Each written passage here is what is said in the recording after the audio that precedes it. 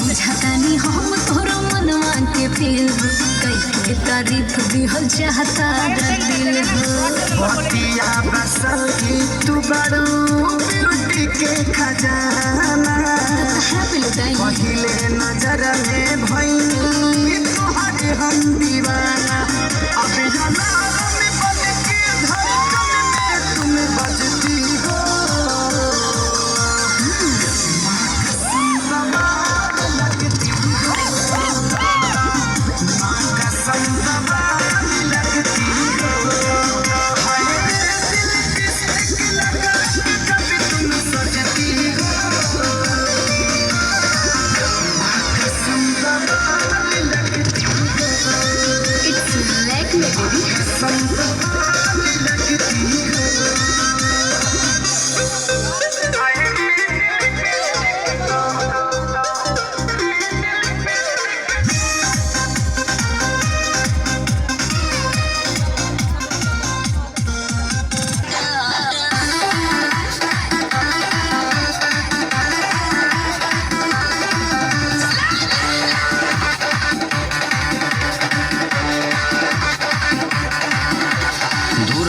Daddy सैडी बहुत पी लिया कोला candy अब करेंगे मर्दों वाली बात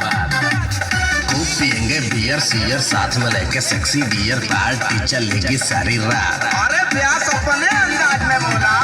दूर हटाओ डैडी सैडी बहुत पी लिया कोला कैंडी अब करेंगे मर्दों वाली बात खूब पियेंगे बियर सीयर साथ में लेके सेक्सी डियर पार्टी चलेगी सारी रात।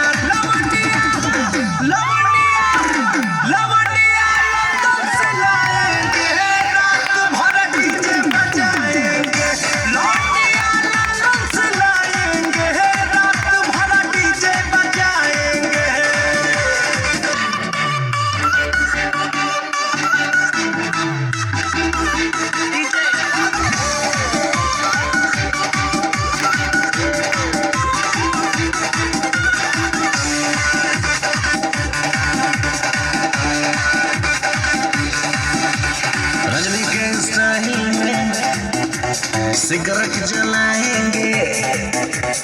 धुएं का छल्ला बनाकर उड़ाएंगे रजनी के स्टाइल में सिगरेट जलाएंगे धुएं का छल्ला बनाकर उड़ाएंगे।